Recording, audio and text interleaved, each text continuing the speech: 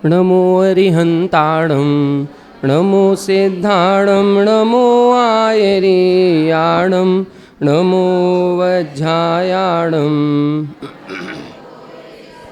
साहूणं मोक्षमार्गस्य नेतारं भेत्तारं कर्मभूभृतां ज्ञातारं विश्वतत्त्वानां वन्दे तद्गुणलब्धये। 1008 श्री मूलनायक नेमिनाथ भगवान की, द्वासांग जिनवाणी माता की, आचार्य श्रेष्ठ आचार्य गुरुवर श्री 108 उमा स्वामी जी महाराज की, आचार्य श्रेष्ठ आचार्य गुरुवर श्री 108 विद्यासागर जी मुनिराज की, आचार्य श्रेष्ठ आचार्य गुरुवर श्री 108 समय सागर जी महाराज की, तीर्थ चक्रवर्ती जगत पूज्य निर्यापक श्रमण मुनि पुंगव श्री 108 सुधा सागर जी महाराज की, समस्त मुनि संघ की जय। चलिए, अपना कल आयु कर्म के आश्रव का प्रकरण प्रारंभ हुआ था।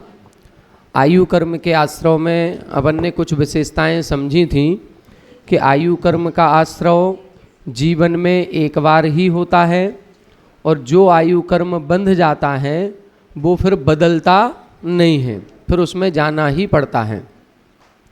आयु कर्म का ये आश्रव या बंध कब होता है तो हमने बताया था, जो हमारी भुज्यमान आयु है, जो हम लेकर के आए हैं, इसका जब 2/3 भाग निकल जाता है तब प्रथम अंतर मुहूर्त जो आता है वो आयु बंध के योग्य काल कहलाता है।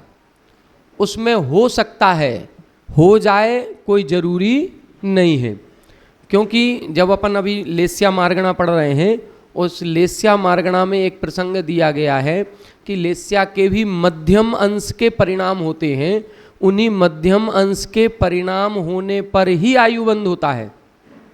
यदि वो मध्यम अंश के परिणाम नहीं होंगे तो फिर आयु बंध नहीं होगा। अब वो कैसे होते हैं परिणाम, इसके बारे में कोई विशेष वर्णन नहीं है। इसके बारे में कोई विशेष वर्णन नहीं, इतना ही लिखा है कि लेस्या के मध्यम अंश के परिणामों में आयुबंध होता है। यदि पहला अपकर्ष काल आया और उसमें आयुबंध नहीं हुआ, काल तो था, योग्य था, लेकिन हमारे परिणाम आयुबंध के योग्य नहीं थे, तो आयुबंध नहीं होगा। फिर दूसरी बार फिर ऐसा मौका मिलेगा, फिर जो जितनी अवशेष आयु है उसके फिर 2/3 भाग निकल जाने पर दूसरा अपकर्ष काल आएगा। फिर इसी तरह से फिर जो शेष आयु बच गई उसमें फिर 2/3 भाग निकाल देंगे, फिर आएगा। तो ऐसा अपन को 8 बार करना है। ये अपकर्ष काल 8 बार आते हैं, और यदि किसी जीव का 8 बार में भी आयुबंध नहीं हुआ तो मरने के अंतर मुहूर्त पहले होगा ही होगा। अंतर मुहूर्त कितना होता है, कितने पहले हो जाएगा? कई बार ऐसा लगता है कि ये तो झटके में ही खत्म हो गया, 1 ही सेकंड नहीं लगा, तो उसका कब आयुबंध होगा? तो 1 सेकंड काल भी बहुत बड़ा है। 1 सेकंड जो समय है, 1 सेकंड में संख्यात आवली होती हैं और एक आवली में असंख्यात समय होते हैं। आज हम लोग भी जो ओलंपिक्स वगैरह गेम होते हैं उनमें 1 सेकंड के 1-1 हज़ार 1-1 लाख हिस्से कर दिए। उसमें वो जो बहुत फास्ट रीडिंग चलती है, 1 सेकंड में कितना फास्ट चल जाता है, तो बहुत समय है वो 1 सेकंड का भी। दूसरी चीज, कैसी भी परिस्थिति में मरण हो 1-2 सेकंड तो लगते ही हैं। हम कह रहे हैं वो जो जैसे बलि देते ना, झटके में एक साथ गर्दन कट गई, ट्रेन के नीचे आए अचानक से गर्दन कट गई, तो भी आपका शरीर 2-3 सेकंड तक तो तड़पता ही रहेगा। एक साथ ऐसे नहीं है कि पूरे प्राण निकल गए, वो 2-5 सेकंड लगेंगे। वो जो भी लग रहा है उतने में आयुबंध हो जाएगा। बिना आयुबंध किए मरण नहीं होगा। अब उस समय जैसे परिणाम होंगे वैसा आयुबंध होगा।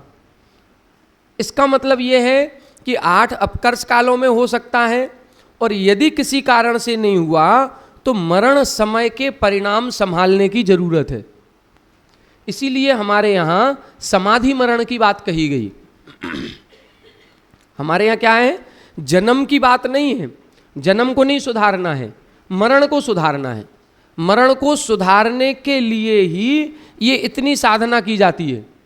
ये मुनिराज बने हैं, ये मुनिराज बन करके 50-50 वर्ष की साधना कर रहे हैं दीक्षा काल। ये क्यों? ये केवल अपने मरण को सुधारने के लिए, क्योंकि मरण समय जो परिणाम, जैसी लेस्या के परिणाम होते हैं वैसी ही लेस्या के परिणामों का अगला भाव होता है।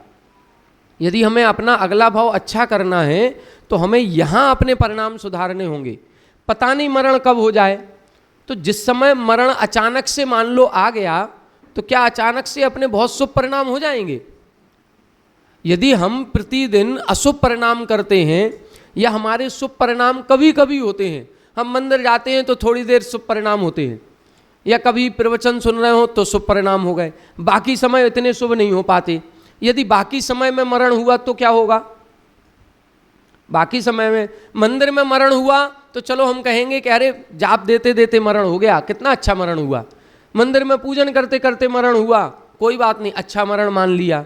लेकिन यदि घर की दुकान पर बैठे बैठे मरण हो रहा है, फिर घर में लेटे लेटे हो रहा है, फिर तो हम कुछ नहीं कह सकते हमारे परिणाम कैसे होंगे।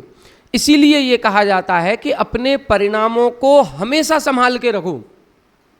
प्लेन में बैठे और बैठते ही एकदम विस्फोट हो गया, अभी हुआ ना, उनको यही समझ में नहीं आया क्या होने वाला है और क्या हो गया। 2 मिनट का समय नहीं लगा और सारा सब कुछ, इतने सारे लोग एक साथ मर गए। तो ये घटनाएं कभी भी किसी के साथ भी कभी भी कुछ भी हो सकता है। तो वो परिणामों को संभालने की जरूरत है, वो ही आयुबंध कहलाता है।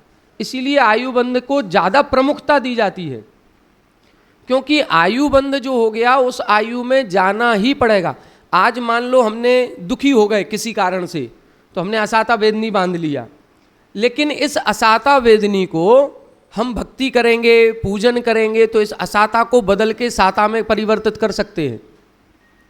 हम खूब रो लिए, 4 दिन से रो रहे हैं, खूब असाता वेदनी बांधी, लेकिन बाद में हमारा मन बदल गया और हमने खूब भक्ति की, पूजन अर्चना की। उस पूजन अर्चन से, भक्ति से उस असाता को परिवर्तित कर सकते हैं, वो साता में बदल जाएगी। लेकिन आयु कर्म को बदलना संभव ही नहीं है। एक बार आयु बंद, यदि नरक आयु बंद गई, अब कितनी भक्ति कर लो, पूजन कर लो, कुछ भी करो, अब उस आयु कर्म को बदल नहीं सकते, उसमें तो जाना ही पड़ेगा। चाहे वो अपने राजा श्रेणिक हुए, राजा श्रेणिक ने एक गलत काम किया, मुनिराज के गले में सर्प डाला और नरक आयु का बंद कर लिया। नरक आयु का बंद करने के बाद कितना उसने अपने भावों को सुधारा कि मुनिराज से क्षमा भी मांगी, मुनिराज का भक्ति भी बना, सब कुछ होने के बाद समोसरण का प्रथम श्रावक भी बना, छायक सम्यक दृष्टि बन गया। सोचो कितना सब कुछ नहीं कर लिया उसने, कितने भाव सुधारे होंगे कि छायक सम्यक दृष्टि हो गया। वो मोहिनी कर्म की 7 प्रकृतियों को क्षय कर सकता है, लेकिन आयु कर्म को नहीं बदल सकता। मतलब आयु कर्म ऐसा है कि उसको नहीं बदला जा सकता। मोहिनी कर्म सबसे प्रगाढ़ कर्म और सबसे बेकार कर्म है, जिसको नष्ट करना इतना आसान नहीं है, सबका वशीभूत नहीं है। उस नरक आयु का बंध करने वाले ने छायक सम्यक दर्शन प्राप्त कर लिया, मिथ्यात्व नष्ट कर दिया प्रकृति, लेकिन आयु कर्म को बदलने की शक्ति किसी में नहीं है, वो नहीं कर सकते। इसीलिए सबसे पहले अपने परिणामों को सुधारें कि ऐसा ना हो कि कभी हमारे आयु बंद हो जाए और हम किसी ऐसे समय ऐसे परिणाम हो रहे हों कि हम नरक निगोद की आयु का बंद कर लिया। यदि वो कर लिया, फिर इसके बाद हमारा पूजन पाठ आदि सब करना बेकार व्यर्थ हो जाएगा। तो हमें यदि ये सब कुछ करना है, पूजन पाठ धार्मिक यदि हमारा मन है, तो फिर अब अपने परिणामों को सुधार करके रखो। बस घर गृहस्थी में भी कहीं कोई कलह आदि होती है तो उसको इग्नोर करो, उसको एडजस्ट करो, कंप्रोमाइज करो, हर जगह यही करना पड़ेगा। परिवार जो बिखर रहे हैं वो केवल हमारी मान कसाय और कसायों के कारण। और आजकल जैसे ग्रंथों में पढ़ते हैं ना, हमने जहाँ तक जितने ग्रंथ लगभग जो पढ़ने में आए, कहानी उदाहरण, सबसे ज़्यादा यदि बैर भाव जो बनता है वो अपने रिश्तेदारों से ही बनता है। मतलब इंद्रभूति वायुभूति जो थे वो दोनों सगे भाई थे, 10 भाव तक बैर चला। वो मुनिराज को श्यालिनी खाती रही तो वो पूर्व भाव में उनकी भाभी थी। मतलब सबसे ज़्यादा हमारे पड़ोस में लड़ाई झगड़ा होगा ना तो बैर नहीं बंधेगा, लेकिन अपने जो घर के हैं घर के माँ बाप हैं, घर के भाई बहन हैं, घर के रिश्तेदार हैं, जिनके बीच में हम रह रहे हैं, यदि इनसे मनमुटाव हुआ ना तो ये बैर का रूप लेता है। एक्चुअली है क्या, हम लोग पड़ोसी से उतनी उम्मीद करते ही नहीं है कि ये हमारा कभी साथ देगा, हमें उम्मीद भी नहीं है। अपनों से ज़्यादा उम्मीद करते हैं और अपने ही ज़्यादा धोखा देते हैं, तो अपनों से बैर ज़्यादा बनता है। हमारी उम्मीद अपनों से ज़्यादा होती है कि जब हमारा कुछ गलत होगा तो ये तो है हमारा, और मान लो उसी ने ही धोखा दे दिया तो फिर हमारी उम्मीद टूटती है, तो उसके प्रति क्रोध कसाय बहुत तीव्र हो जाती, इतनी हो जाती है कि ऐसा लगता है कि अब हम नहीं छोड़ेंगे तुम्हें। वो बदला लेने की भावनाएं अंदर आने लगती हैं, और ये फिर उस भाव में नहीं ले पाए तो ये भाव का बैर बनता है। तो सबसे ज़्यादा अपने परिणामों को संभालने की जरूरत है अपनों के बीच में, और सबसे ज़्यादा लड़ाई झगड़े अपनों में ही होते हैं, मनमुटाव अपनों में ही होता है। अपने जब कर्म ने हमको एक साथ एक घर में भेजा है, हम तो यही जानते कि कर्म ने यदि एक साथ एक घर में भेजा है तो 5 लोग जो आपके सगे रिश्तेदार बने उनसे बना करके चलो, कोशिश करो उनसे तो बनाओ। और हम लोगों की ये होती है कि उन्हीं से नहीं बनती है, उन्हीं से हमारा मनमुटाव होता है, उन्हीं से महीनों महीनों बातचीत नहीं होती, तो ये चीज़ फिर धीरे धीरे धीरे धीरे बैर का रूप धारण करती है। तो यही हमारे फिर अशुभ गति का कारण बनती है। इन चीज़ों से ये जो अपन पढ़ रहे हैं, इसके पढ़ने से 2 फायदे होंगे। एक तो यदि नरक निगोद से डर लगने लगा कि हमको ये आयु नहीं बांधनी, कम से कम इसी डर से अपनों के साथ अच्छा व्यवहार कर लें, तो इससे 2 काम होंगे, नरक निगोद से भी बचेंगे और परिवार भी अच्छा हो जाएगा। जो परिवार में हमारा बिखराव हो रहा है वो परिवार की एकता भी बन जाएगी, वो बिखराव खत्म हो जाएगा, और हम बिखराव खत्म होगा, हमारे मन में अंदर आह्लाद और सौहार्द का भाव होगा, तो हमारे नरक निगोद का भी बंध नहीं होगा। तो बहुत जरूरी है इन चीज़ों को देखना। बाकी अपन ने कुछ क्रियाएं विशेष इसमें पढ़ी थी कि अल्प आरंभ और अल्प परिग्रह करते हैं तो मनुष्यायु का बंध है, बहुत आरंभ और बहुत परिग्रह करते हैं तो नरकायु का बंध है। इसका मतलब क्या हुआ, अधिक परिग्रह अधिक आरंभ है तो हम नीचे की ओर जाएं। नरक कहाँ पर है, नीचे, और मनुष्य कहाँ पर है, मध्य में, और देव कहाँ है, ऊपर। अब हमें ऊर्ध्वगति करने की, अधोगति, ऊर्ध्वगति, तो अपने आप को हल्का बनाना पड़ेगा। यहाँ पर यह सिद्धांत है कि जितना हम भारी होंगे, तराजू जो होती है, तराजू में 2 पड़ले हैं, जिस तरफ वजन ज़्यादा होगा वो नीचे जाएगा और जिस तरफ हल्का होगा वो ऊपर जाएगा। अब हम अपने ऊपर कितना वजन रखे हैं, हमारे ऊपर जिम्मेदारियां कितनी हैं, हम कितना बिजनेस बढ़ाए हैं। हमारा पहले एक छोटी सी दुकान थी, धीरे धीरे चलने लगी तो बड़ी हो गई, और चलने लगी तो हमने एक और दुकान दूसरी कॉलोनी में खोली, फिर तीसरी में कर दी, फिर हमारी ब्रांचेज हो गई, और हमने अब गुवाहाटी से बाहर, फिर इधर, फिर कोलकाता में ब्रांच, फिर चेन्नई में ब्रांच, फिर दिल्ली में ब्रांच। संभालने वाला कौन है, अकेले हम। तो अपने ऊपर कितना बोझ लाद रहे हैं, अपने दिमाग के ऊपर कितना है। कई लोग कहते हैं हमें बहुत टेंशन रहती है। अरे तो ये टेंशन बनाई किसने, ये टेंशन किसी दूसरे ने नहीं दी, हम लोग ही ले रहे हैं। अपने बिजनेस को इतना बढ़ा लिया, इतना बढ़ा लिया कि अब उसको संभालने वाला कोई नहीं है, फिर हम परेशान हो रहे हैं। फिर हम 10 नौकरों को लगाएंगे, नौकरी देंगे, फिर उसमें से कोई ना कोई लेके भागेगा, धोखा देगा, फिर टेंशन कि हमने इतनी मेहनत से अपना इतना एम्पायर खड़ा किया और आधा तो वही खा गया। तो क्यों इतना बढ़ाएं, जितनी आवश्यकता है उतना ही करो।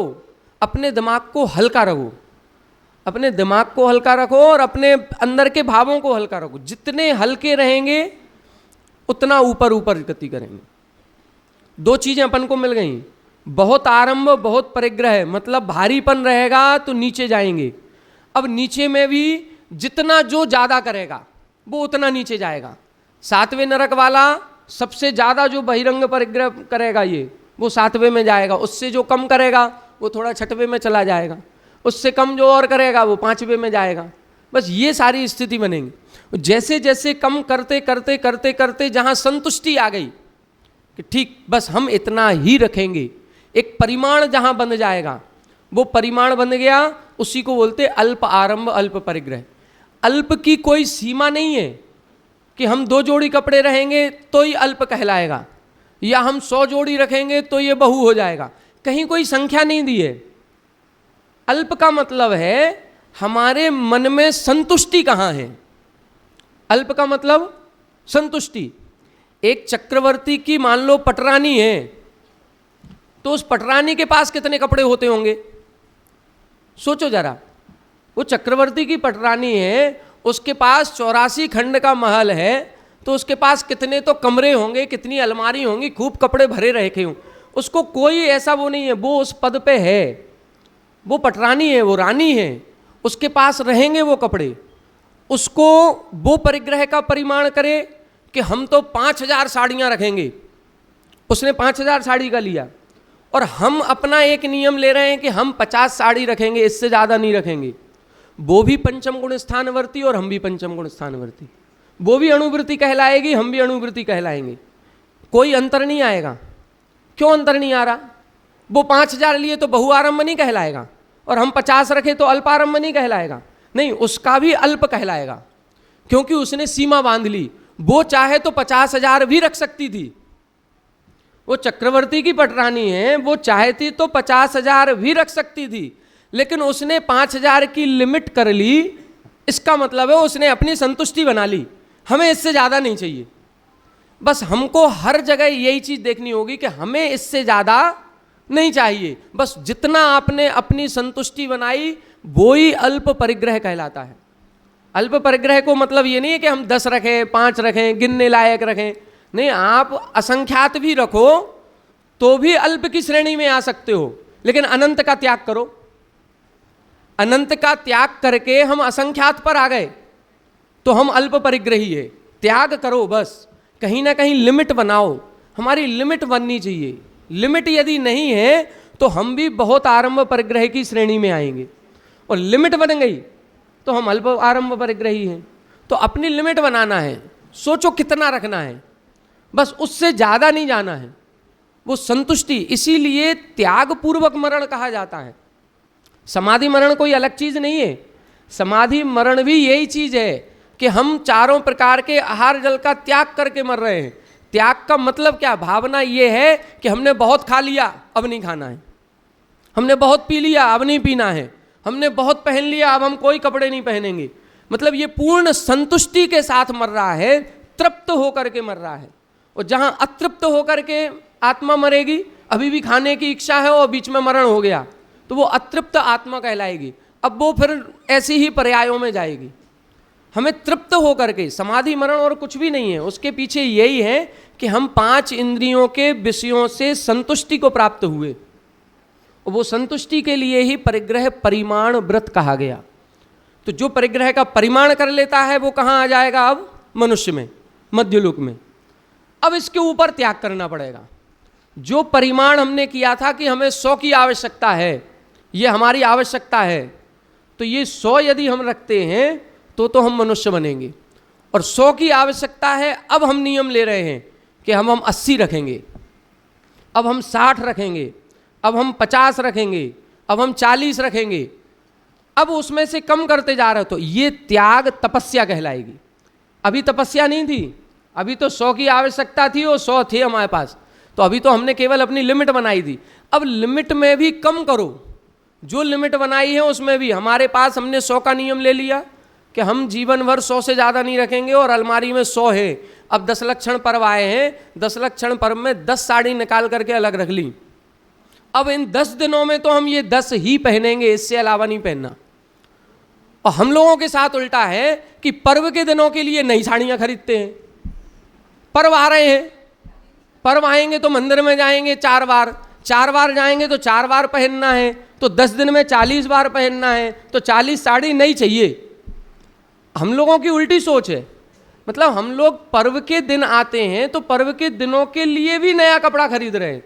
और होना ये चाहिए कि जो हमारे पास रखा है उसमें से हम छांट लें कि हम पर्व के दिनों में ये वाली 10 ही पहनेंगे, बाकी से पर्व के बाद पहनना, वो किसी दूसरे को देना नहीं है। लेकिन वो जो 10 दिन के लिए नियम लिया, ये त्याग है, ये तपस्या है, ये साधना है। होते हुए भी नहीं पहनना। साधना किसे कहते हैं? होते हुए भी नहीं पहनना। जो वस्तु उपलब्ध है उस उपलब्ध वस्तु का भी उपयोग नहीं करना, वो साधना है।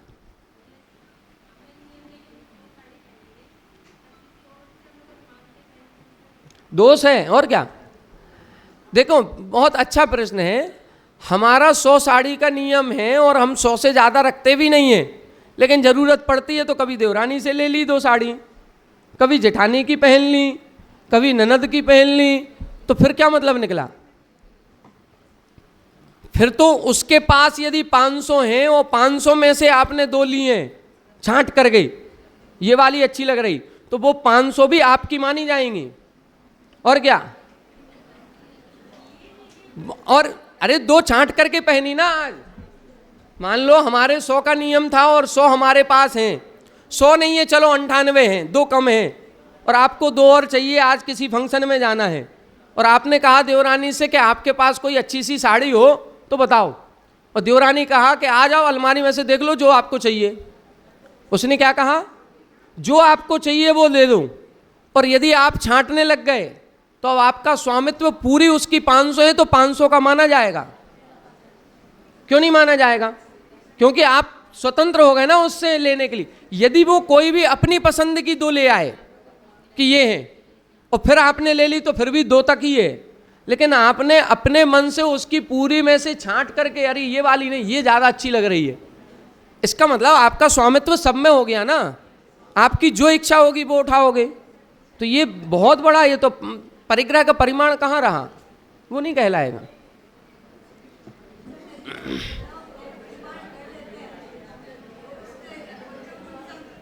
हाँ और क्या, परिग्रह का परिमाण करने से हम अनुवृत्ति कहलाएंगे, परिग्रह परिमाण अनुवृत्ति।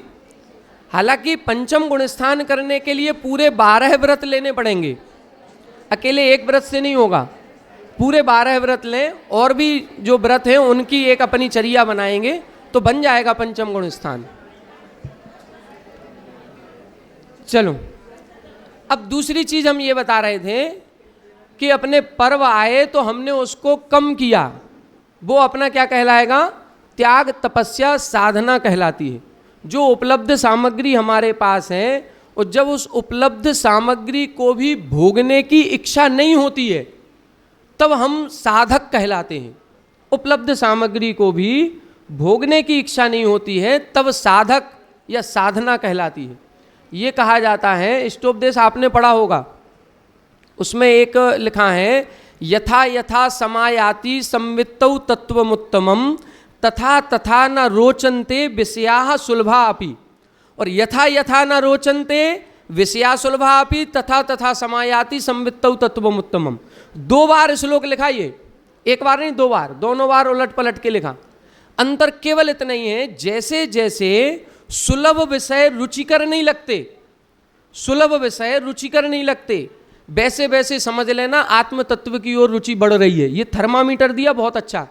अपन लोग इतना धर्म कर रहे हैं, इतना पूजन पाठ कर रहे हैं, पहले अपने आप को आजमाओ, पहले परीक्षा लो कि हम धार्मिक धर्मात्मा हैं कि नहीं। कैसे पता चले हम धर्मात्मा हैं कि नहीं? धार्मिक होना अलग चीज़ है और धर्मात्मा होना अलग चीज़ है। धार्मिक का मतलब है हम क्रियाएं कर रहे हैं, लेकिन धर्म हमारे जीवन में उतर रहा है कि नहीं, इसकी पहचान कैसे करें? इसकी पहचान का थर्मामीटर है ये, इससे अपनी पहचान करना। जब सुलभ विषय भी रुचिकर ना लगे तो समझ लेना हम अध्यात्म की ओर बढ़ रहे हैं, हम धर्मात्मा हो रहे हैं, हम मोक्ष मार्ग की ओर बढ़ रहे हैं। कब? जब सुलभ विषय भी रुचिकर ना लगे। सुलभ विषय किसे कहते हैं? सुलभ विषय का मतलब ऐसी लगे हैं 2 है ना, लेकिन आज इच्छा ही नहीं हो रही है, रहने दो, क्या चलाना, ऐसे ही बैठते हैं। चलाने में कोई देर लगनी थी क्या? बटन दबाना था अकेला रिमोट का, यहीं बैठे बैठे चालू हो जाएगा। लेकिन आज क्या लग रहा है? नहीं, आज ऐसे ही बैठते हैं, हम भी सहन करके देखेंगे। बस यही है, इसी को बोलते सुलभ विषय भी रुचिकर नहीं लगना। खाने की थाली लग करके आई और किसी दाल सब्जी में नमक कम है, आपको क्या कहना है? क्यों आज नमक नहीं डाला, नमक लाओ जरा। तुरंत नमक की डिब्बी भर करके आपके सामने आ जाएगी, जितना डालना उतना डाल लो। बस उस समय ये सोचना है कि ठीक है, नहीं डला, हमारी किस्मत है, आज हम ऐसे ही खाएंगे। बस ये है, सुलभ विषय भी रुचिकर ना लगना। सुलभ है विषय, हमको कोई टाइम नहीं लगा, अकेले इतना बोलना था, नमक लाओ जरा, तो अभी ला करके इधर किलो भर रख जाएगा, कितना चाहिए उतना ले लो। सुलभ है, आसान है, लेकिन वो भी रुचिकर नहीं लगे। जब ऐसा लगने लगे कि नहीं आज हम अब ऐसे ही खाएंगे, महाराज लोग भी तो खाते हैं रोना, तो वो लोग कैसे खाते होंगे, बस इसको बोलते हैं, ये अध्यात्म रुचि है। इसी को बोल रहे हैं कि सुलभ है, हमारे पास 100 साड़ियाँ रखी हैं एक अलमारी में, लेकिन 10 दिन के लिए हमने 10 छांट ली, बस इन 90 का हम यूज़ नहीं करेंगे, 90 को नहीं पहनेंगे। सुलभ है, इच्छा होगी तो अपने निकालो पहन लो, कोई मना कर रहा क्या? कोई नहीं मना करने वाला, कोई नहीं टोकने वाला, हमारी खुद की है। लेकिन फिर भी जब उनको पहनने की इच्छा ना हो, उनका त्याग करने की भावना हो, तो ये कहलाती है अध्यात्म रुचि। घर में खाना बना हुआ है, सब पत्नी पुत्र सब पूछ रहे हैं थाली लगा दे, नहीं आज हमारा उपवास है, ये क्या है? यही साधना है, सुलभ विषय है। हमको यही तो कहना था, थाली लगाओ जल्दी, भूख लग रही है। अब वो कह रहे हैं कि थाली लगा दें क्या, हम कह रहे हैं नहीं आज हमारा उपवास है। तो सुलभ विषय है। एक भिखारी दर दर ठोकर खा रहा है, उसको नहीं मिल रहा है, वो अलग भावना है, वो प्रयास कर रहा है, उसके पास है नहीं। हमारे पास सब कुछ है, फिर भी हम नहीं कर रहे हैं। हमारे पास सब कुछ है, मुनिराज यही तो तपस्या करते हैं, 100 चौके लग रहे हैं, सब लोग कह रहे हैं महाराज हमारे चौके में आइए, वो कह रहे हैं नहीं आज तो चतुर्दशी हमारा उपवास है, नहीं जाएंगे आज। 100 लोग बुलाने को तैयार हैं, फिर भी नहीं जा रहे हैं। ये साधना कहलाती है। साधना के मार्ग पर बढ़ना है तो हमको यही सिद्धांत अपना होगा, जो सुलभ विषय हमारे घर पर हैं उनमें से हम कितना त्याग कर पा रहे हैं। होगी ना परीक्षा, क्यों नहीं होगी? जो हम त्याग करेंगे उसकी परीक्षा भी होगी, फिर किसी ना किसी रूप में वो परीक्षा होगी। आपको ऐसे ही लगेगा कि अब वही चीज प्रयोग में लानी है।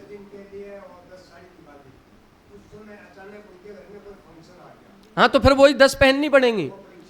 हाँ हो सकता है कि पर्यूषण के समय, 10 लक्षण के समय जो हथकरघा वाली 10 साड़ी थी बिल्कुल सिंपल वाली, हमने वो 10 निकाल ली, और उसी समय कोई फंक्शन आ गया किसी के यहाँ, अब फंक्शन में हथकरघा की साड़ी पहन के जाओगे क्या?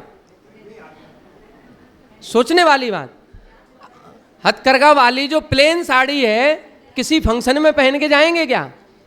अब हमको उस समय देखना है, यदि जाना जरूरी है तो वही पहन के जाओ, या फिर जाओ ही मत, या फिर जाओ मत। नहीं जाओ ना, कोई हम वो नहीं कह रहे हैं। कहीं ना कहीं तो परीक्षा 2 तरह से पास हो गए ना, या तो आप उस चीज को ही छोड़ो, या तो उस चीज को ही छोड़ो, और जाना जरूरी है तो आप जो नियम लिया है वही पहन के जाओगे, फिर दूसरा नहीं करोगे तो होगा। ऐसी परीक्षा तो होती है, होता है।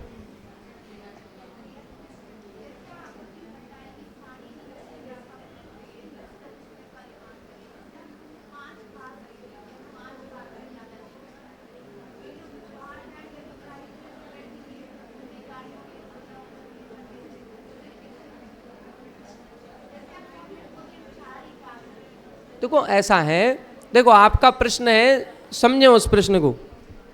आपने एक प्रश्न किया, जैसे साड़ी का नियम बताया आपने कि हम 10 साड़ी रखेंगे, और फिर हमने देवरानी जेठानी से ली है तो फिर उसका भी हमारे में जुड़ गया परिग्रह।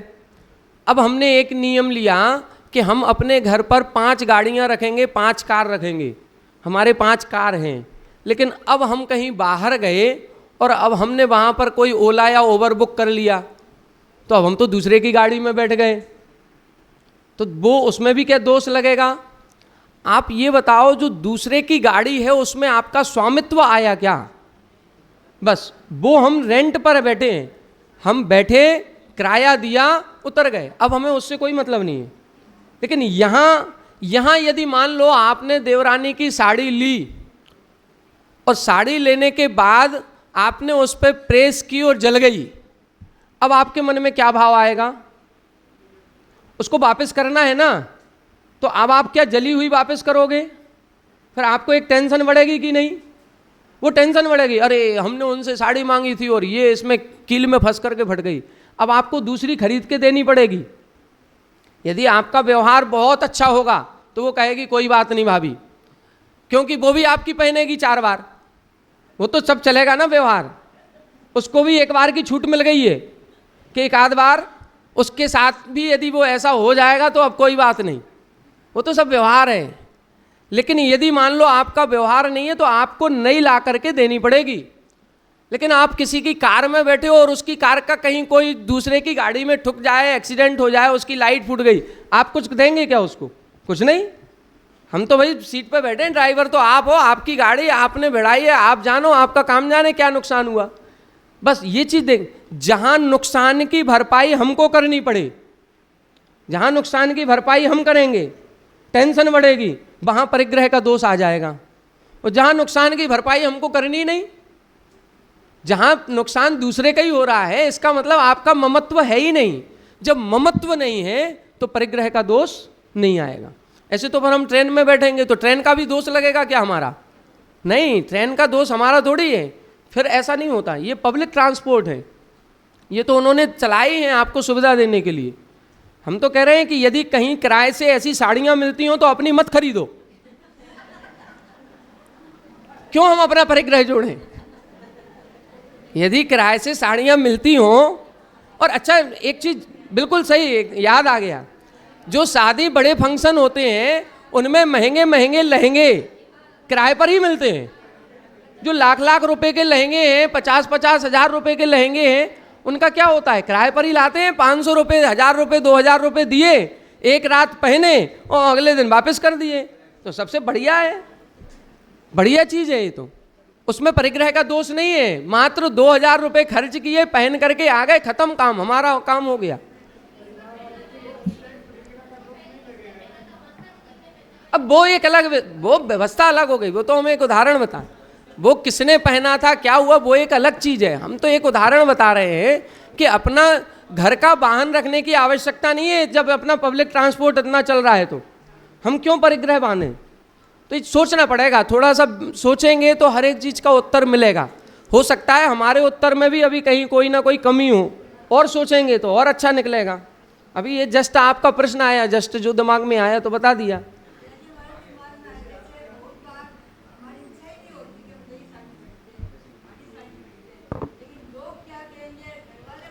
इसी में ही तो पूरी दुनिया परेशान है, केवल इसी में। ये पूरा संसार केवल इसी में बढ़ रहा है, पूरा संसार। लोग क्या कहेंगे, बस केवल एक ही चीज चल रही है और कुछ नहीं। मेरे बारे में दुनिया क्या सोचेगी, केवल एक शब्द पर ही पूरा संसार चल रहा है और कुछ नहीं हो रहा। मकान अच्छा बना रहे हैं, कपड़े अच्छे पहन रहे हैं, खाना अच्छा खा रहे हैं, लोग क्या कहेंगे? अपन लोग पता है, अपन लोग जितने भी अच्छे कपड़े पहनते हैं, एक मिनट, देखो दादी ने बहुत अच्छा प्रश्न किया है। अपन लोग अच्छे कपड़े पहन करके जब बाहर जाते हैं तब पहनते हैं, घर में तो लुंगी लपेट कर घूमते हैं, घर में तो गाउन पहन के घूम रहे हैं। इसका मतलब है हमें स्वयं के लिए नहीं चाहिए कुछ भी।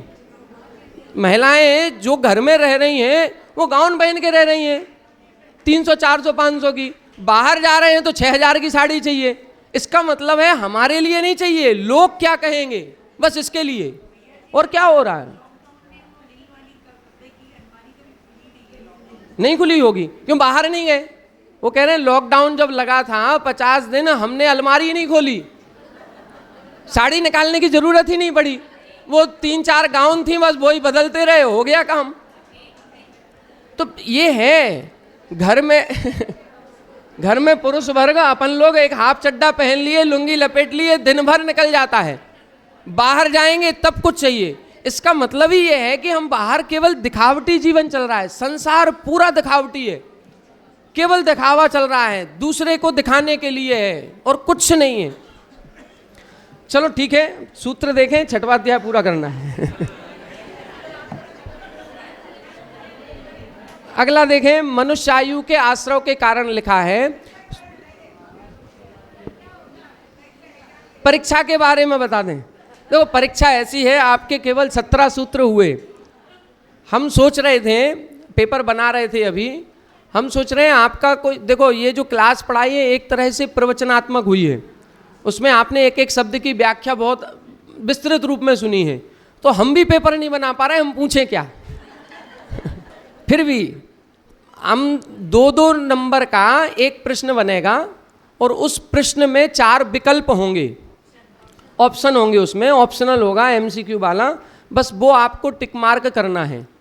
उसमें लगभग हम 30 प्रश्न दे रहे हैं, जिसमें ये 2-2 नंबर के एमसीक्यू होंगे और 40 नंबर का आपको कुछ भेद प्रभेद लिखने को आएंगे। जैसे मान लो आश्रव के 2 भेद कौन से, सांप्रायिक आश्रव, इरियापत आश्रव, 2 नाम लिखना है आपको। ऐसे हो सकता है नाम लिखने को आ जाए, या 2 या 3 सूत्र देंगे हम जितने ये पढ़ाए हैं। मान लो हमने पहला लिख दिया इंद्रिय, तो और लास्ट में लिख दिया तो इंद्रिय कषाया व्रत क्रिया पंच चतु पंच पंचविंशति संख्या पूर्वस्य भेदा, ये सूत्र लिखना है आपको। यदि हमने लिख दिया अल्प, तो आपको लिखना है अल्पारंभ परिग्रहत्वम मानुषस्य, बस ये सूत्र लिखना है। वो इसलिए दे रहे हैं क्योंकि पेपर इतना सरल बन रहा है, हम कठिन कुछ कर ही नहीं पा रहे, हम कठिन क्या दें। तो वो इसलिए कि वो सूत्र लिखने में मिस्टेक में हम थोड़ा सा फर्स्ट सेकंड थर्ड का चुनाव कर पाएंगे, बाकी नहीं तो पेपर इतना सरल है कि आप देंगे और सबके 100 में से 100 आएंगे, इतना सरल बनेगा। क्योंकि वो कोई ऐसी कठिन चीज़ दिख ही नहीं रही, 15-16 सूत्र हुए, तो 15-16 सूत्र में हम इतने प्रश्न कहाँ से बनाएं।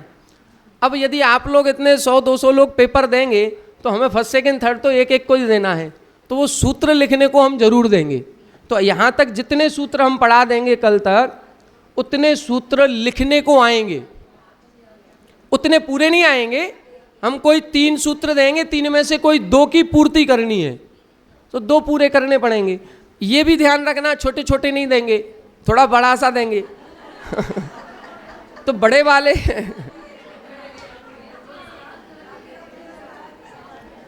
2-3 सूत्र जो बड़े बड़े हैं उनको लिख करके प्रैक्टिस कर लो 3-4 बार, वो प्रैक्टिस कर लो। बाकी एमसीक्यू आएंगे या ट्रू फॉल्स वाले आएंगे, एक सेंटेंस लिखा होगा, आपको ये बताना ये सही लिखा है या गलत लिखा है, और बाकी ऐसे परिभाषा वगैरह लिखने को नहीं आएगी।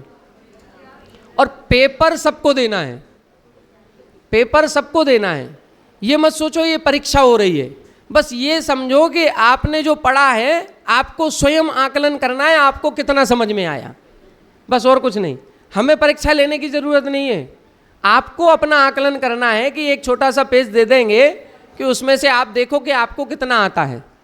आप चाहेंगे तो आपके नंबर आपको बताएंगे, नहीं चाहेंगे तो नहीं बताएंगे, केवल फर्स्ट सेकंड थर्ड के बता देंगे बस।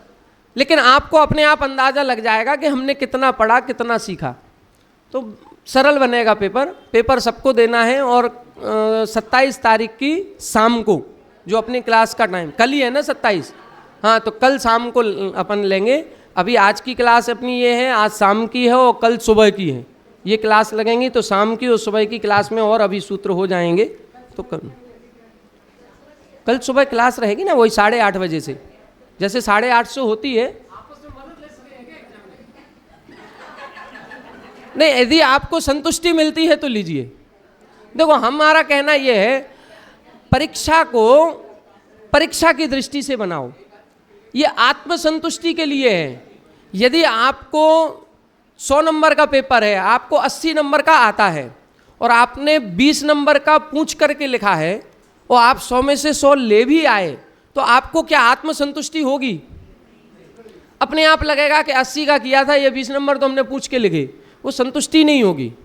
तो हमारा कहना तो ये है कि अपने आत्मसंतुष्टि करें, वो मत करो इधर उधर पूछ करके लिखने से कुछ नहीं होना। यहाँ कोई डिग्री नहीं मिलनी, कोई उससे बेनिफिट नहीं है। बेनिफिट जो मिलना था वो आपने पढ़ करके ले लिया, जो पढ़ करके स्वाध्याय में जो हमको आनंद आना था, जो विशुद्धि बढ़नी थी, वो मिल गया। अब तो परीक्षा है, इससे कोई किसी को कुछ नहीं होना। इसीलिए ज़्यादा नंबर के चक्कर में एक दूसरे का मत देखो, ना एक दूसरे से पूछो, जो आपको समझ में आ रहा है वो करो, मायाचारी नहीं करनी, नहीं तो यहीं बैठे बैठे त्रियंच आयु का बंद हो जाए। चलो अगला सूत्र है स्वभाव मार्दवम च, स्वभाव मार्दवम च। यहां बता रहे हैं स्वभाव से मृदुता होना भी मनुष्य आयु के बंध का कारण है। मनुष्य आयु में दो चीजें लिख दी, एक तो अल्प आरंभ और एक अल्प परिग्रह लिख दिया, और दूसरा क्या लिखा, स्वभाव मार्दवम, स्वभाव से मृदुता होना। मृदुता का मतलब विनम्रता होना, और विनम्रता का मतलब ईगो पॉइंट नहीं आएगा। बस यही चीज तो हम कह रहे हैं कि मनुष्य पर्याय या देव पर्याय यदि पानी है तो अपने परिवार में विनम्र होकर के रहें। विनम्र का मतलब ईगो पॉइंट बीच में नहीं लाएं कि इसने हमसे कैसे कह दिया ये छोटा है, हम इतने बड़े हैं। बस जहाँ ये छोटे बड़े की बात आने लगती है उससे परिवार बिगड़ते हैं, और साथ परिवार के साथ साथ हमारा भाव भी बिगड़ता है। तो यदि भाव सुधारना है तो अपनी विनम्रता रखें, स्वभाव से मृदुता, सरलता बिल्कुल रहे, कोमल परिणाम रहे। ये नहीं लगे कि इसने बड़े को ये कह दिया, बड़ा ये था, और उसने छोटे को कह दिया, और छोटे ने बड़े का अपमान कर दिया। हम आए तो तुम खड़े नहीं हुए, तुम बैठे रह गए, हम सास हैं तुम बहू हो, तुम लेटी हो हम बैठे हैं। दुनिया भर की बात है, कई घरों में होती हैं, ये घरों में होती हैं। मतलब यहाँ तो पता नहीं, बुंदेलखंड तरफ तो यदि जेठ निकले हैं, जेठ जी या कोई ससुर जी, तो बहू को इतना घूंघट करना पड़े। यहाँ नहीं है सिस्टम, वहाँ तो है ना। और यदि मान लो वो घूंघट इतना नहीं हुआ तो उतने में ही घर में 10 बातें होने लगती हैं। हाँ क्यों, तो हमारे पतिदेव निकल गए, ससुर जी तुम्हारे हो, तुमने घूंघट तक नहीं किया, तुम ऐसे सरों घाड़े बैठे रहे, तुम्हारा क्या सम्मान है। अब उसमें ही उस बहू को 4 बातें सुनने को मिल जाएंगी। वो 4 बातें नहीं मिली, घर का माहौल बिगड़ गया। देखो एक सम्मान जो होता है ना, वो आंखों का भी होता है, आदर होता है, एक बहुमान होना चाहिए। अब केवल इधर तक पर्दा कर लो, केवल इतने पर्दे से मतलब नहीं है। पर्दा एक उम्र का होता है कि उनके सामने हम अव्यवस्थित नहीं रहेंगे, वो आएंगे तो थोड़ा उनका सम्मान करेंगे। जो भी यहाँ रिवाज चलता है बड़ों का सम्मान करने का, वो करें, वो करें। किसी के मन में ये फीलिंग आनी नहीं चाहिए। और जब यदि आने लग जाए, मान लो यहाँ नहीं चलता, ठीक है, जो भी चलता है, बड़ों का सम्मान तो सब जगह किया जाता है किसी ना किसी रूप में। और यदि कभी किसी घर के बड़े को ये लगने लगे कि इस छोटे ने हमारा सम्मान नहीं किया, और यदि हमको पता चल गया, तो अब अपनी क्रियाविधि बदल दो, बड़ों को खुश रखो। बस करना क्या है, परिवार केवल इतना ही है कि बड़े क्या चाहते हैं कि छोटे हमारा सम्मान करें, छोटे ये चाहते हैं कि बड़े हमसे प्यार करें। बस 2 ही चीज़ें तो हैं। इतना यदि ये माहौल बना रहा तो हमारा परिवार भी सुधरेगा और भाव भी सुधरेगा। और ये माहौल बिगड़ गया तो दोनों चीज़ें बिगड़ेंगी। तो स्वभाव मार्दवम चा से हम मनुष्यायु का भी बंद कर सकते हैं और अपना परिवार भी अच्छा रह सकता है। देखें आगे, निःशील व्रतत्वं च सर्वेषाम, निःशील व्रतत्वं च सर्वेषाम। यहाँ बता रहे हैं निःशील व्रतत्वम, शील रहित होना और व्रतों से रहित होना। जैसे अपन लोग हैं ना, अपने पास कोई व्रत है ना कोई अपने पास शील। शील का मतलब 7 जो गुण व्रत और वो शिक्षा व्रत होते हैं उनको 7 शील व्रत कहते हैं, और 5 अणुव्रतों को व्रत कहते हैं। तो ऐसे 12 व्रत होते हैं। यदि हम 12 व्रतों को नहीं लिए, 12 व्रतों को नहीं लिए और अव्रती हैं, तो ऐसा अव्रती जीव 4 प्रकार की आयु का बंध कर सकता है। अव्रती जीव नरक भी जा सकता है। अव्रती जीव यदि परिणाम उसके ठीक ठाक हैं तो वो मनुष्य भी बन सकता है, और अच्छे परिणाम हैं, शुक्ल लेस्या आदि के परिणाम हैं तो देव भी जा सकता है। बिना व्रतों के भी देव बन सकते हैं। तो इधर इन्होंने लिख दिया कि निःशील व्रतत्वम, व्रत रहितपना जो है वो तो 4 आयु के आश्रव का कारण है। लेकिन यदि हमें 4 का नहीं, हमें तो देव आयु का बताओ, देव कैसे बनते हैं। तो देव आयु के लिए फिर हमें व्रत लेने पड़ेंगे, फिर लेने पड़ेंगे। इसीलिए अगला सूत्र लिखा, सराग संयम संयमा संयमा काम निर्जरा बाल तपांसी दैवस्य।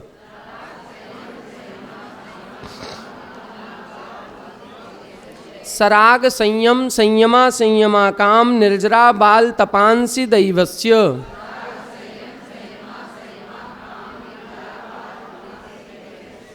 यहाँ बता रहे हैं कि देव यदि बनना है तो फिर सराग संयम, राग सहित संयम। राग सहित संयम किसको कहते हैं? जो 6वें 7वें गुण स्थान में संयम होता है। महाव्रत तो हैं, लेकिन महाव्रत होने के बाद भी हम आत्म ध्यान नहीं कर रहे हैं। जिस समय सामायिक में लीन होते हैं मुनिराज, आत्म ध्यान करते हैं, आत्मा में डूबे हुए हैं, उस समय कहलाता है बीतराग संयम। और जब मुनिराज बातें कर रहे हैं या प्रवचन दे रहे हैं या आहारचर्या आदि के लिए निकले हैं, उस समय संयमी है कि नहीं है? संयमी है। तो उस समय का संयम सराग संयम कहलाता है। तो जब भी हम सराग संयम का पालन करें, मतलब व्रत प्रतिमाओं को लेकर के रहें, हम लोग भी व्रत प्रतिमाएं यदि लेते हैं तो वो भी एक प्रकार का सराग संयम है, पूर्ण संयम नहीं है, लेकिन फिर भी वो संयमा संयम की स्थिति, तो वो भी लिख दिया आगे संयमा संयम। देखो दोनों जगह संयम की बात लिखी है। देव बनना है तो फिर हमें संयमा संयम अथवा सराग संयम लेना ही पड़ेगा। अपन सब लोग मर करके यही चाहते हैं कि हम स्वर्ग में जाएं, हर कोई यही चाहता है। और इसीलिए जब कोई मर जाता है तो यही कहते हैं उनका स्वर्गवास हो गया, यही इसीलिए कह देते कि भाई इच्छा तो सबकी यही है।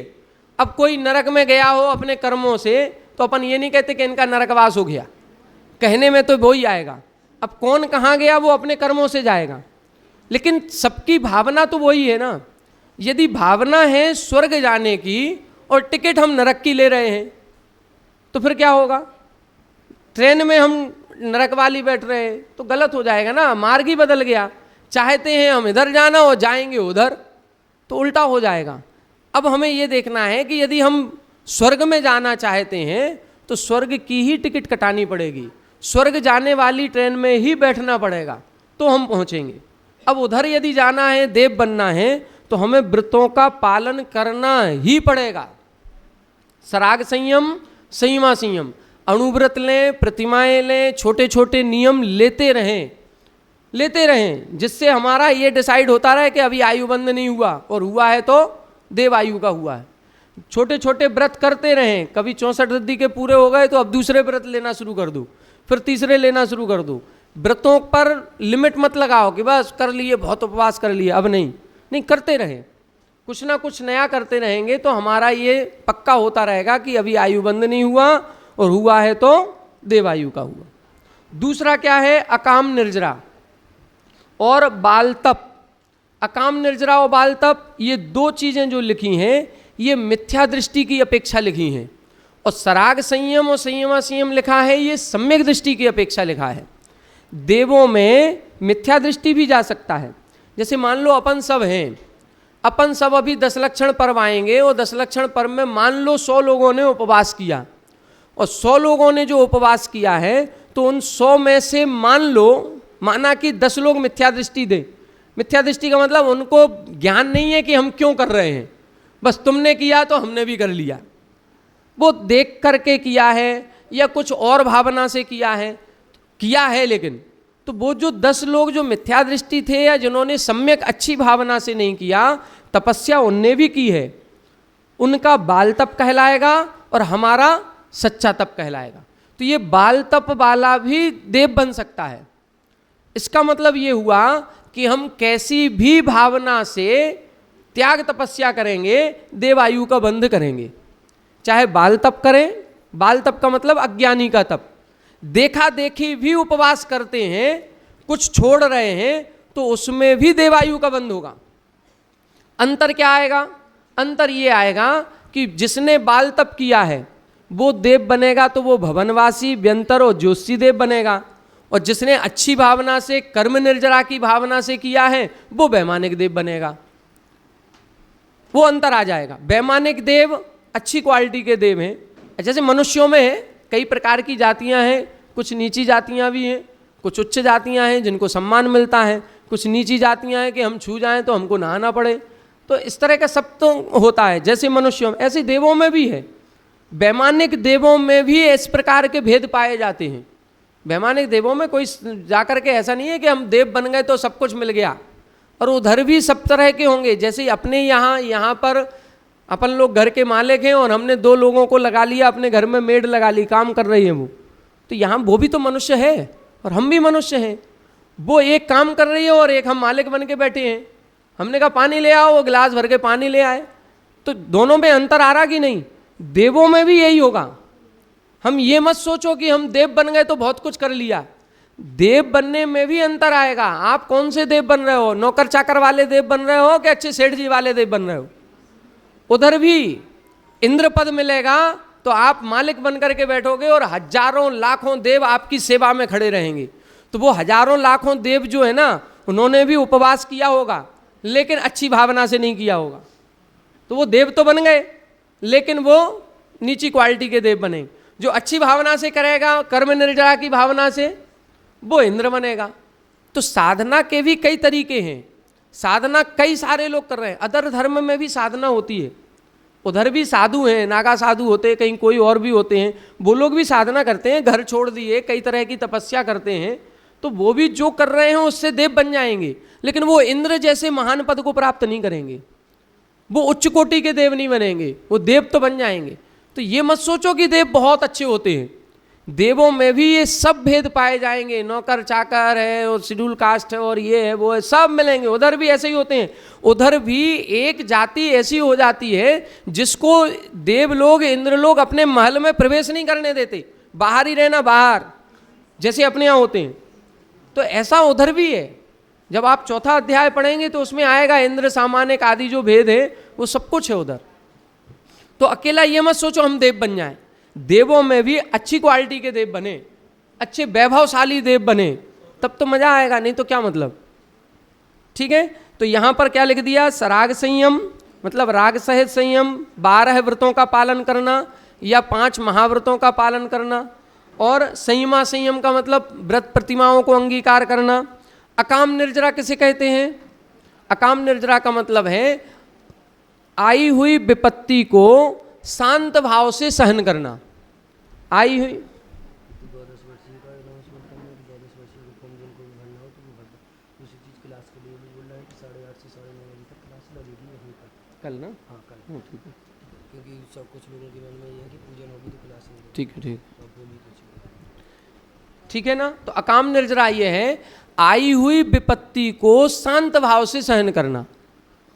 विपत्ति आई है, जैसे मान लो एक भिखारी है, भिखारी एक घर में गया भीख मांगने के लिए, और भीख मांगने के लिए गया, उसको भीख नहीं मिली, भगा दिया उसको, चलो इधर से, रोज रोज आ जाते हो। और उसको आज वो 5 घर में गया, कहीं कुछ नहीं मिला, तो भी वो भूखा है, और भूखा होने के बाद भी वो ये सोच रहा है कि हमारे कर्म में यही लिखा होगा, ठीक है अब जो है तो अब सहन कर रहा है, वो शांत भाव से है। यदि शांत भाव से उस भूख की बाधा को सहन कर रहा है तो वो भी निर्जरा कर रहा है कर्मों की, लेकिन अकाम निर्जरा कहलाएगी। उस अकाम निर्जरा करने से भी देवायु का बंध हो जाता है शांत भाव से। बस अपने परिणामों को नहीं बिगाड़ना है, विपत्ति आई है तो उसको अपना पूर्व कर्म का फल मान करके सहन करो, शांत रहो, ठीक है हमने ऐसे ही कर्म किए होंगे इसलिए हमारे साथ ऐसा हो रहा है। उस समय जो कर्मों की निर्जरा होती है वो अकाम निर्जरा कहलाती है, उससे भी देव पद का प्राप्ति या देव आयु का बंध हो जाता है। हाँ परिस्थिति बस, इच्छा नहीं है, वो तो मजबूरी करना पड़ रहा है, मजबूरन करना पड़ रहा है। जब हम स्वेच्छा से उपवास करते हैं तो वो तपस्या है, और जब हम स्वेच्छा से नहीं कर रहे हैं, मजबूरन, मिला ही नहीं खाने को, या डॉक्टर ने कह दिया कि आज 6 घंटे तक अभी कुछ नहीं खाना और भूख लग रही है। कई बार ऐसा होता है कि कहीं ऑपरेशन होना है तो डॉक्टर कहता है कि आज तुम्हारा ऑपरेशन है, अब बिल्कुल सुबह से कुछ नहीं खाना है। अब भूख तो लग रही है, लेकिन सुबह 5 बजे से उसने कह दिया ऑपरेशन, अब ऑपरेशन का टाइम तो दिया 12 बजे का, हुआ शाम को 6 बजे, तो सुबह 5 बजे से 6 बजे तक भूखे ही है। लेकिन अब उस समय शांत रहो, बस तकलीफ तो हो रही है, भूख तो लगेगी, पेट में जो है वो तो मांगेगा, उस समय उसकी जो हैबिट है वो तो उसमें होगा तकलीफ, लेकिन उसको शांत भाव से, जब हम आकुलता नहीं करें, शांत भाव से सहन करेंगे, कर्म मान करके कि ठीक है अब ऐसा ही है, तो उस समय जो निर्जरा होती भी वो अकाम निर्जरा है। और एक ने कह दिया कि नहीं हमारा आज 4 प्रकार के आहार जल का त्याग पूरा 24 घंटे के लिए, उसको भी वेदना हो रही, लेकिन वो बहुत अच्छा भाव करके कि यही हमने जीवन भर खूब खाया है, खूब कर्मों का बंद किया है, अब नहीं खाना है, उसके भाव अलग हैं। तो उस भावों से जब करेंगे तो वो उससे वैमानिक देव बनेंगे। तो ये अकाम निर्जराओं बाल तब भवनत्रिक देवों का बंध कराते हैं, सराग संयम और संयमा संयम वैमानिक देवों की आयु का बंध कराता है। एक और देख लें, सम्यक्त्वम च यहां बता रहे सम्यक्त्वम। सम्यक्त्वम का मतलब सम्यक दर्शन से सहित होना भी देवायु का बंध कराता है। देवायु के बंध में सम्यक दर्शन कितना बड़ा निमित्त लिख दिया। अब एक चीज सोचें, सम्यक दर्शन को जब देवायु का निमित्त लिख दिया, यदि हमसे त्याग तपस्या नहीं होती तो मत करो, सम्यक दर्शन अकेला कर लो तो भी देव बन जाएंगे। सम्यक दर्शन में त्याग तपस्या की जरूरत नहीं है। सम्यक दर्शन किसे कहते हैं? सम्यक दर्शन का मतलब यह है कि जो ग्रंथों में कहा है वो बिल्कुल सही है, बस उसको सत्य को सत्य स्वीकार करना ही सम्यक दर्शन है। सत्य को सत्य स्वीकार करना। उपवास करना चाहिए कि नहीं करना चाहिए? करना चाहिए, बस सम्यक दृष्टि। और किसी ने कहा उपवास करना चाहिए कि नहीं करना चाहिए, अरे क्या करना भूखे रह के, कुछ नहीं होता, सोई मिथ्या दृष्टि। यदि उपवास का वर्णन आगम में किया है तो हम उपवास को सही कहें, करते हो कि नहीं? करते नहीं है, हमारी सामर्थ्य नहीं है, कोई बात नहीं, उपवास को सही तो कह रहे हो, आज्ञा सम्यक। उपवास को उपवास कहना, सही कहना, करना चाहिए। करो या ना करो कोई मतलब नहीं, करोगे तो चारित्र हो जाएगा, नहीं करोगे तो सम्यक दर्शन तो है। तो अपराध को अपराध कहना, पाप को पाप कहना और सत्य को सत्य कहना, यही कहना सीख गए तो सम्यक दर्शन हो गया। और ये सम्यक दर्शन वाला जीव भी देवायु का बंध करता है। तो सम्यक दर्शन भी देवायु का बंध का कारण है, संयमा संयम भी देवायु के बंध का कारण है, सराग संयम भी देवायु के बंध का कारण है। ये तीनों चीजें जो भी जीव हैं ये करेंगे तो वैमानिक देव बनेंगे। यदि अकाम निर्जरा और बाल तप कर रहे हैं बिना सम्यक दर्शन के, वो भी देव बन जाएंगे, लेकिन वो थोड़े से कम हीन देव बनेंगे, वो भवनत्रिक देव बनेंगे। ठीक है, इस प्रकार से ये चारों प्रकार की आयु का वर्णन पूरा हो गया। अब यहाँ से नाम कर्म प्रारंभ होगा। नाम, गोत्र और अंतराय, ज़्यादा सूत्र नहीं है, 3-4 सूत्र हैं, तो कल और आज शाम की और कल की कक्षा में हो जाएगा। चलिए, कल सुबह क्लास लगेगी 8:30 बजे से। सब लोगों को कुछ ऐसा लग रहा है कि पूजन प्रशिक्षण है तो क्लास नहीं लगेगी। नहीं, क्लास लगेगी। पूजन प्रशिक्षण जो है वो बच्चों का और जिनका भी है वो 8 बजे तक हो जाएगा। 8 बजे तक सब हो जाएगा उधर। 8:30 से जैसी क्लास लगती थी वो लगेगी। गोमट सार वाली सुबह की नहीं लगेगी, कल सुबह गोमट। दूसरी चीज़ एक और ये कहना है कि 12 वर्षीय पाठ्यक्रम जो चल रहा है उसमें जिसको जुड़ना है, कठिन नहीं है, अपने धर्म को ही तो जानना है। हम कोई दूसरे परीक्षाएं थोड़ी ले रहे हैं, मैथ साइंस नहीं पढ़ा रहे हैं। हम जिस धर्म में उत्पन्न हुए हैं उस धर्म में क्या लिखा है, इतने साल निकल गए, अपन ने जानने का प्रयास नहीं किया। अब अपन को एक लिंक मिली है क्रमबद्ध तरीके से उसको जानने का, तो अपन सब लोग उससे जुड़े, ग्रुप बना करके जुड़े, जिससे एक दूसरे की हेल्प हो जाएगी। तो आप लोग सब लोग प्रथम वर्ष का जिनको फॉर्म भरना है वो फॉर्म भरें, फॉर्म दे देंगे हम, उपलब्ध करा देंगे यहाँ।